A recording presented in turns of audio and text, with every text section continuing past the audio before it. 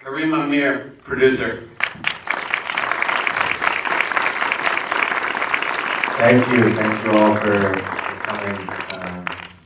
I know it's the holiday season, but we appreciate you coming to share this with us. Let me ask you a couple of questions. What was your path up to the day you decided to go into the square? Who were you before that moment? It's your favorite question. No, I mean, I think it's a good question because I think that like many people in Egypt, the experience in that square changed us forever. And I was someone who had grown up, I was born in Egypt and I grew up all my life between Egypt and the United States. And I had, didn't really see any potential political change happening in Egypt. And while I had lived here and studied, change movements in school and stuff like that, I had been someone who had, participated in protests here against the war in Iraq and Afghanistan, and hadn't seen anything tangible actually happen. So I didn't really believe in the power of a street movement to actually make a difference. So I went down in Egypt as a complete skeptic, as someone who was doubtful of what could happen and thought that this was a big waste of time, and was quickly changed and challenged and saw that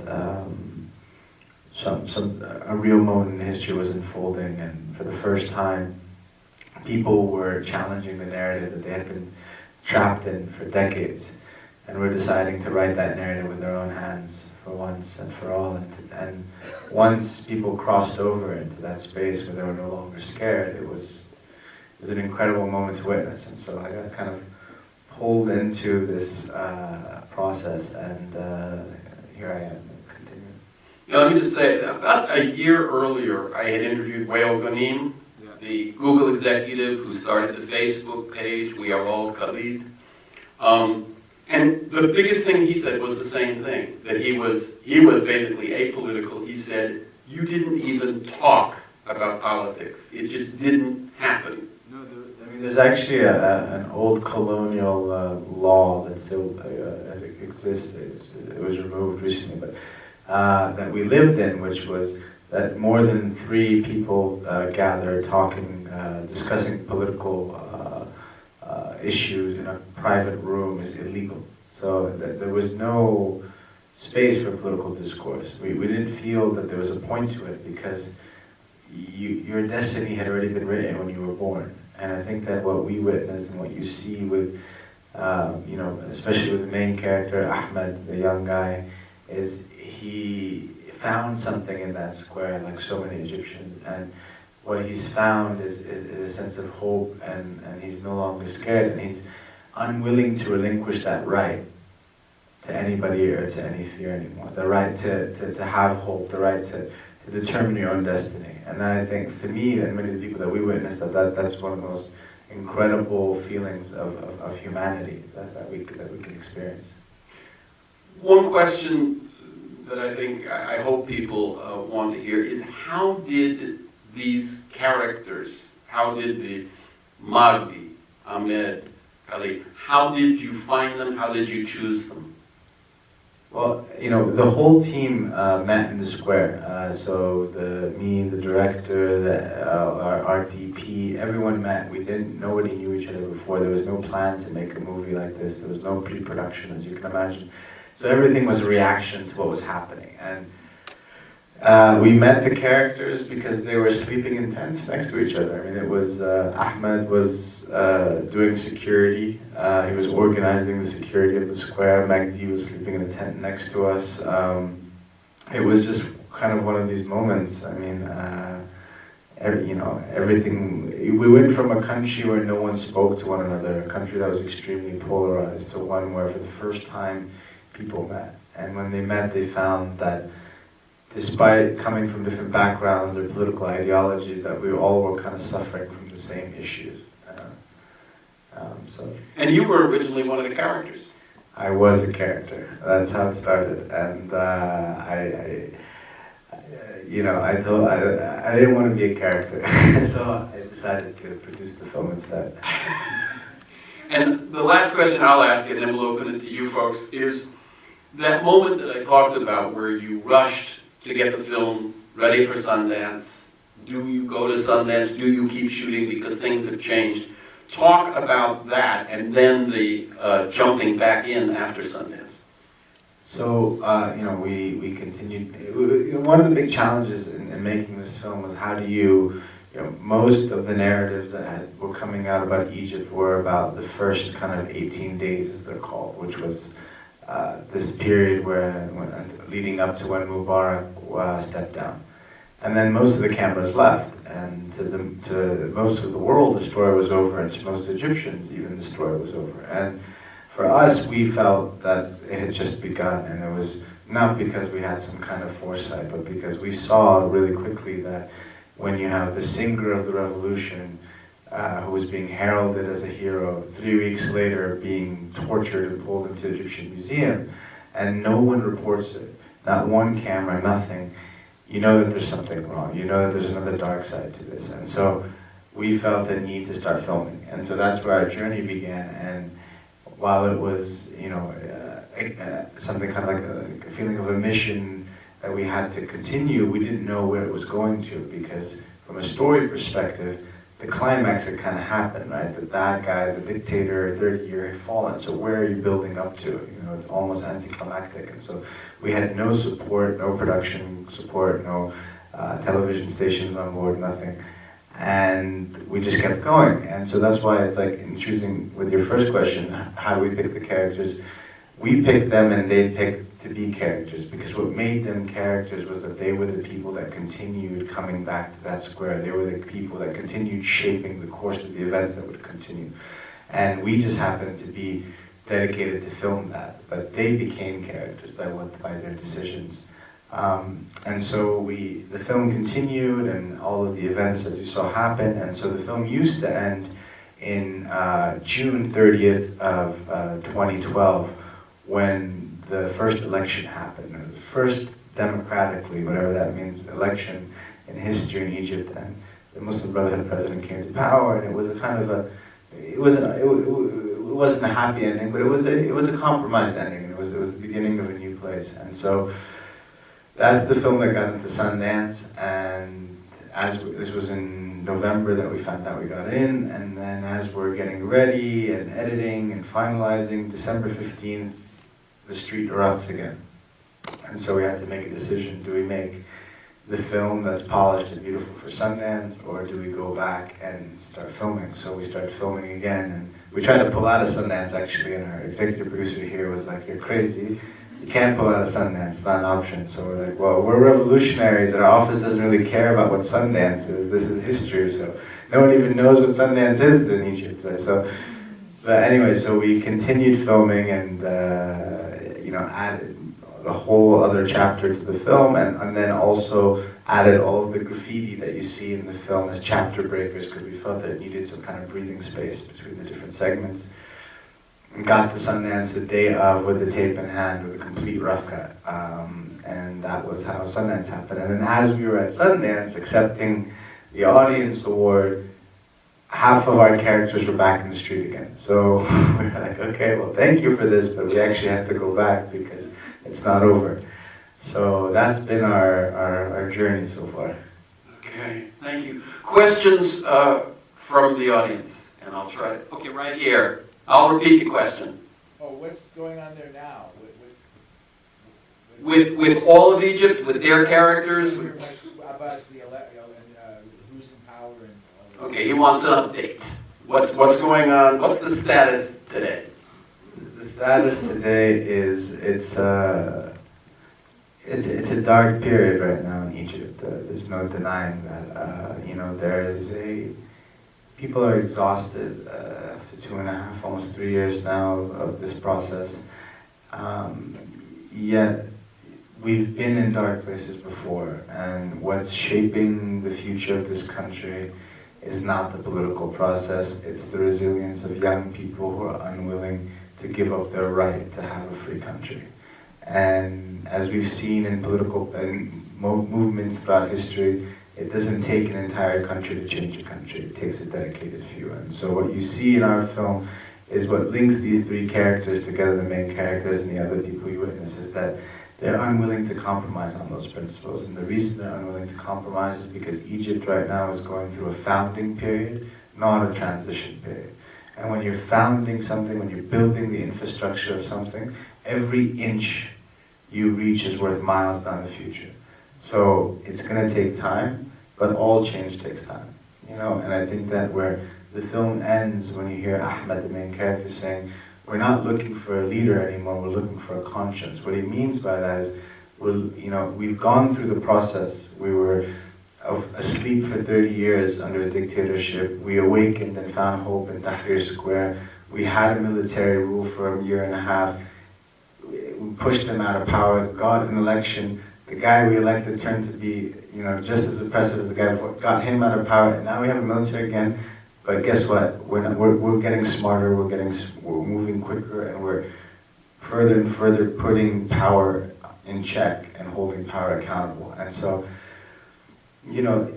that movement of what's happening in that square is in Egypt, but it's, the locality of it is just the Muslim Brotherhood, the army, and these struggles. But if you zoom out, it's about a much bigger issue. It is about a global issue where we witness in squares around the world this struggle between disorganized popular movements versus fascist organized movements. And whether it's in Kiev or in Cairo or in Rio or in Occupy or in Oakland, these people are getting smarter and the movements are getting smarter. And the success and failures of those movements is what's going to pave the way of democracy in the 21st century. And the sooner we start to realize that as a group, as a stakeholder, the sooner we start to see that thread line, that what's happening in Egypt and in Kiev and in Moscow and all these places is interconnected, the sooner that we can start to fight back.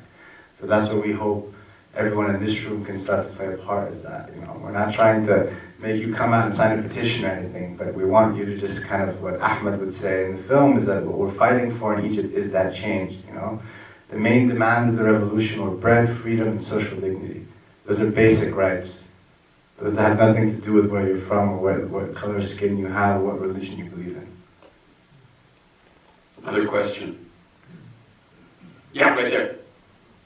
Karim, I know you guys consider yourselves revolutionaries first, but the film itself is such a highly, highly sophisticated and complete, beautiful, artistic movie.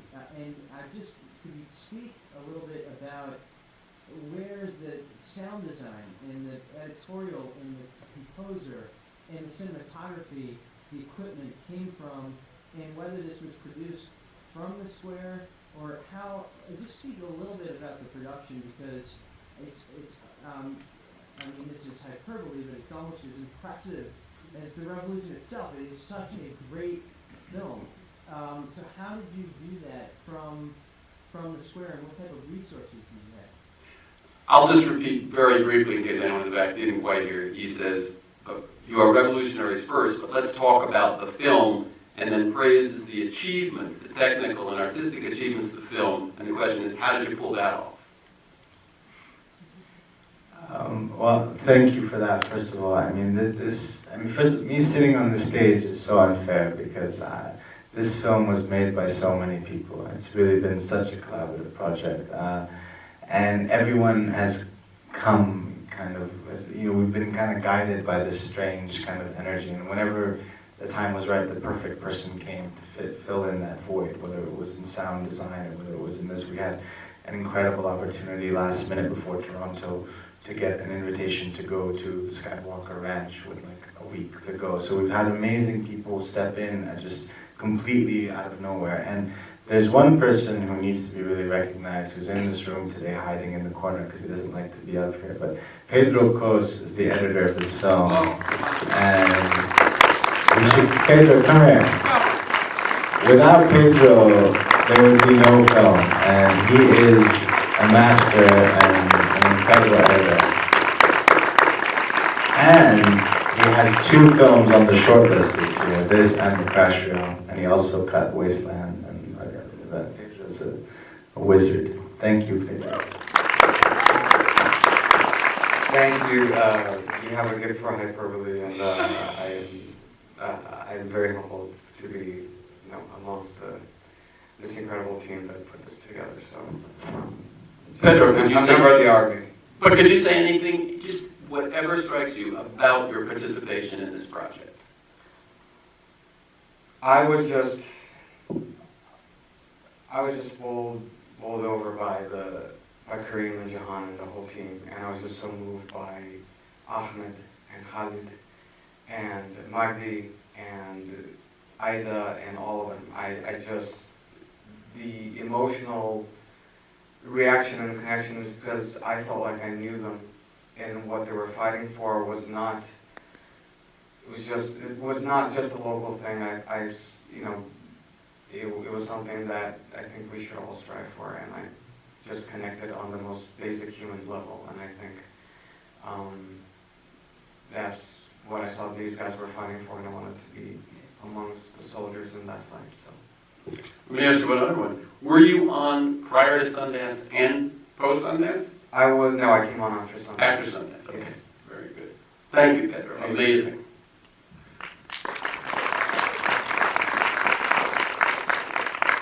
Any other questions?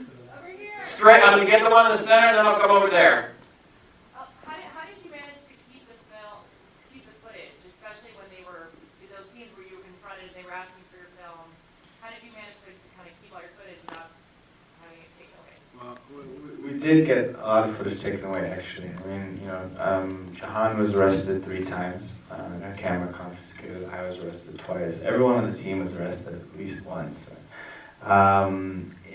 We actually, one of the reasons why the film was shot with the DSLRs is because in the beginning, people thought that those were photography cameras, so we could get away with a lot more. But everyone was filming in Egypt, and I think, this revolution or movement or uprising, whatever you want to call it, it will go down in history as one of the most documented moments, because there was just, with technology and affordable digital cameras, and everybody was documenting everything, because there was this incredible feeling that we were witnessing something. We were bearing witness to something that was tangibly changing in front of us. And we got to see the full roller coaster, from the beauty and the height of possibility to the darkest moments of humanity that we'd ever seen, when tanks were running over people. But there was also an important feeling of the power of the camera, right? I mean, there was a narrative that had been written, and the world was trying to kind of just pretend like that was the story, and then there was an incredible power that people felt that one image, one camera, one shot can challenge that narrative. And it didn't matter who took it or how they took it. And that, I think, is, again, part of the new dynamic of how people power is going to start fighting back against different political powers, different powers around the world, where one person can take an image, can take a picture, it can get uploaded, as you see, through a group like Musireen. Like when you see the image of the body being dragged, that's all our original, all our team shooting. Only 3 shots in the film you see have been given to us by friends and supporters. But that was an image that was shot by Khalid's wife, Cressida, who was the shooter on the film. It was uploaded by Khalid. It was put up on YouTube. Over 100,000 people saw it. Led to people coming down in the square. It was retweeted all over the place. Then it was picked up by all of the international media. And then the Egyptian local media had to play it, because it had gotten too big. And so that's the kind of spirit. That's why Ahmed, the main character, who grew up as someone who, his mother was a vegetable vendor, he's been selling lemons at the age of 5, taught himself how to read and write, put himself through school. He starts learning how to shoot in the making of this film, when he starts seeing the power of what we're filming. And he actually filmed a quarter of this cut that you see today. And if you talk to him, he'll tell you that the camera is my weapon. This is how I can fight back. This is how I can, if you see him in the film, he's always talking, he's a street poet, always communicating, trying to convince person by person. But when he learns how to film, he sees that image can then go out to such a broader space. So his kind of street poetry and his filming are one and the same. They're just 2 different tools, And so that's why you have to praise Pedro, because we ended up filming about 1,600 hours of material because everyone on the team felt that we're not just filming a movie. This is history. This is evidence. This is important. This is, you know, and that's another challenge we had as a production, because you're filming something and you want to make an end result like what you all see today, but at the same time, you know that the things you're filming can have an impact on the events that are unfolding right now. So we couldn't kind of hoard the footage. You know, we gave most of our footage away. We would give it to television stations. We would give it to groups like Mosireen, the collective that Khaled started. We give it to whoever. Our footage has been used in trials in Egypt to hold policemen accountable. Our footage has also become a kind of, unfortunately, a graveyard where so many of our friends that are in there have passed away over the last 2 years. It makes me think the person who in the 60s said that the revolution will not be televised maybe knew revolution, but he didn't know what was going to happen to the word televised. It's kind of amazing. Over there. Thank you so much for your movie. I have a couple questions. One, I read in passing in the LA Times that one of your characters is in prison now. Is that the case? And the other question is, are any of them thinking about running for office? And the third is, how would you compare your movement with the Occupy movement in the U.S.? Why was it just squelched and never retaken? Like, why is your movement different? Thank you. 3 questions. 1, are some of your folks in jail? Well, there's been, a major kind of return to fascism lately in Egypt, and it is brutal. But the good news is that, as I said, it doesn't take that many people to make a difference. So a few weeks ago, they passed a law banning protesting. 80 people came down to the square, like most of the people you see in the film, well, all of our characters as well. A confrontation happened with the police. The police were extremely violent. It led to more people coming down. The law was then repealed.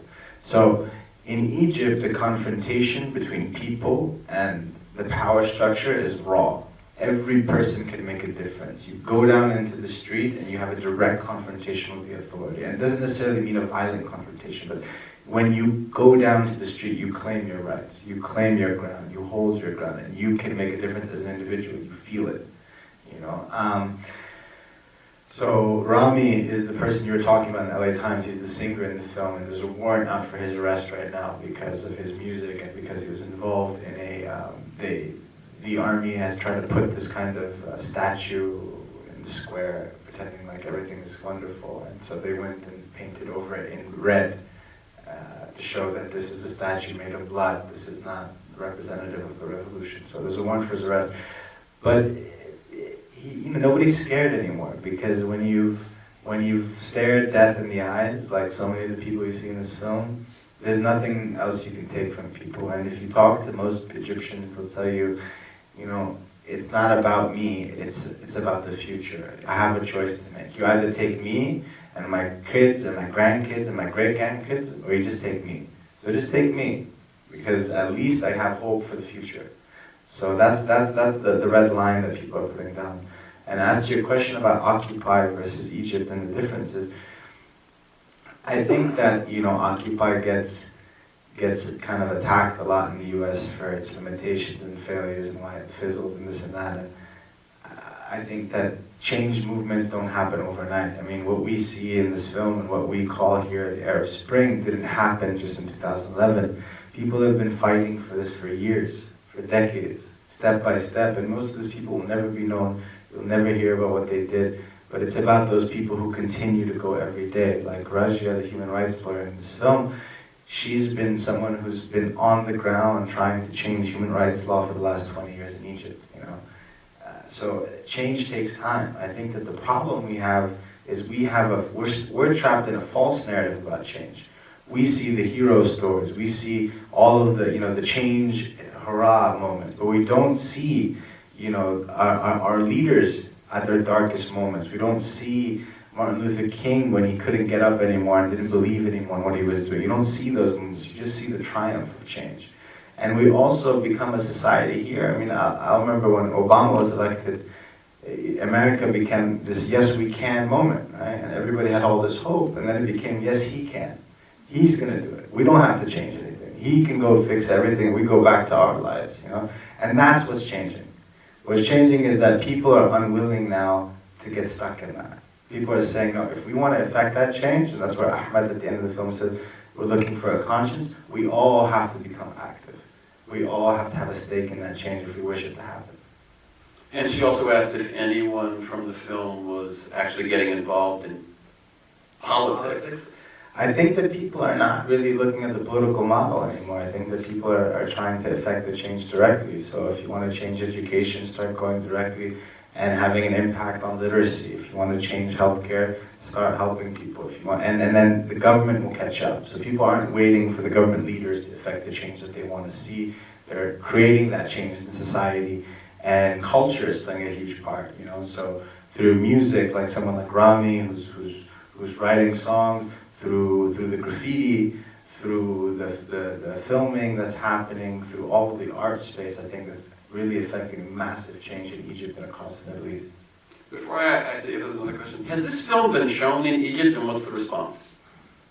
So the film has not been shown formally in Egypt because the censorship committee is stopping the film from being shown because the army does not want this film to be shared in Egypt. But the one thing that's making this film unstoppable is the responses it's getting from world attention and world media. So all of you being here today are helping this film's future of being seen in Egypt and being shared across the Middle East. Because like when we were shortlisted for, we called Ahmed, and he was so excited. You know, he's like, I just want to run on the street and scream and yell and shout because we've made it. And I'm like, what do you mean we've made it? He's like, they can't rewrite our story now. Our story is going to see the light of day, and nothing they do can stop it. And eventually it will have to be shown here. And that's the power of the world we're living in today with this borderless world that we have this opportunity to utilize, where people power can stand up and support things across the world, where we can start to see that these violations of human rights that happen in the most remote of places actually affect us. Because if we allow them to happen in one place, they're eventually going to happen close to home. So that's... Very good. Is there one more? Yes. Yeah, and this will be the last. Thank you so much. I've worked back and forth from Egypt to the U.S. for the last 8 years with human rights organizations, so I want to say Mabruk for such an achievement and how beautifully eloquent the film captures the sort of political reasoning of the activists, and the evolution of it. I think that was one of the most incredible things that just came out of Egyptian people as their own spokesperson for what they believed, and then how they handled those tensions that are still ongoing, between the Muslim Brotherhood and the secularists. So this film is going to be very important in hopefully healing the wounds that are going on right now, let's hope. But I do know Aida, and so I have to ask just a follow-up question about her, because she and her mother are so well known for their activism on sexual violence and the sexual harassment that was going on in Tahrir, and their courage, in speaking about their experience of that. And so I do imagine that was probably a decision you had to make whether or not to include that in the film, but could you just talk about that? The question is, Aida, who's in the film, and her mother have been activists on sexual harassment, sexual abuse issues, right? Yeah. And yet that wasn't brought out. So she's the girl with the pink glasses for everybody who's, and she's an amazing, person and so bold, and she's actually the footage you see of Rami, the singer, when he's being tortured. So that was shot by Haida. She went and found him in the town where he's from, and shot the footage, and then gave it to Khalid, who uploaded it and then got it up online. And eventually that was picked up a few months later by 60 Minutes, and then eventually it started getting, so she's been a resilient force in this process for a while. And in previous cuts, her and Raja had a bigger role. The original cut of the film wasn't as defined by the characters, so there weren't just the three. It was less of a character-driven story, and it was a very visceral, great experience, but it didn't have the same kind of impact and journey and meaning for most audiences. And unfortunately, the stories of Aida and Rajya, the human rights lawyer, were so strong, but they were also very variant to what was just happening in the square. They were their own kind of worlds, and we could not fit it in a way that aligned with the cut. And Jahan, of course, being a woman, and all of us seeing the power of Egyptian women and seeing how Arabic women are always portrayed here, it broke our hearts because we really wanted to have a larger character role for the women in the film, but it didn't work in this cut. But the good news is that we are making a supplementary piece that's going to be, it's going to be a piece about each of the three major women. There's another woman who has a moment in the film as well, Husayna Kamil, who ended up running for office, and she became the first woman to run for office in the Middle East. But again, it was a whole other story, so it didn't fit into the journey of Tahrir through the narratives that we were doing. So, we have a lot of footage, and if anyone wants to help, we're here afterwards. We can talk about how to make more of this. But yeah, and we also want to open up a lot of this material to be available for archival use, because again, it's like, as a verite project, you're covering things that you don't even realize the potential of them or what they even mean at the moment, and the events that happen afterwards shift the entire meanings of those. So we're looking for a good archival kind of system and institutional partner to help us with that. Okay, unless someone has an incredibly burning question that needs to be asked, I think I'll wrap it up here.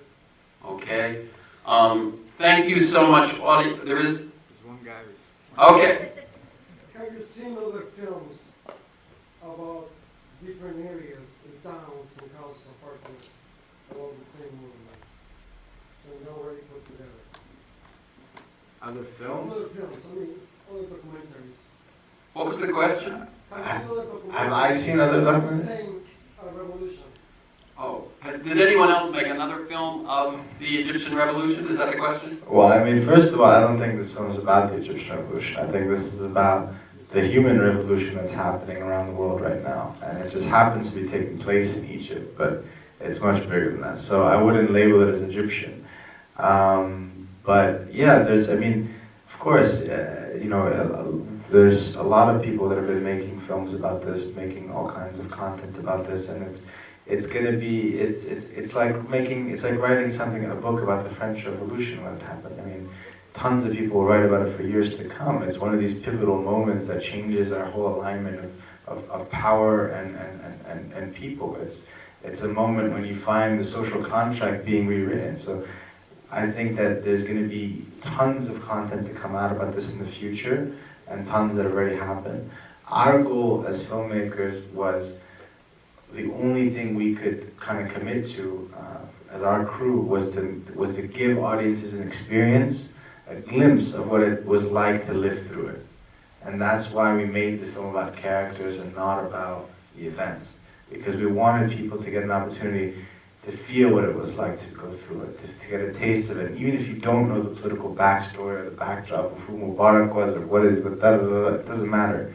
Because it's about feeling what it's like to stand and fight for change. So it's like, as if this is like the civil rights movement of our time. It's like having a camera in that journey through people as you see them unfold. And we're happy that we made that choice, because as you see Ahmed, the main character, in the beginning he's a youthful, full of hope person, and towards the end of the film he's physically aged. This is just 2 years. So I hope that all of us hope that this holds off as a testament to how change happens, and to kind of help guide social movements for in the future.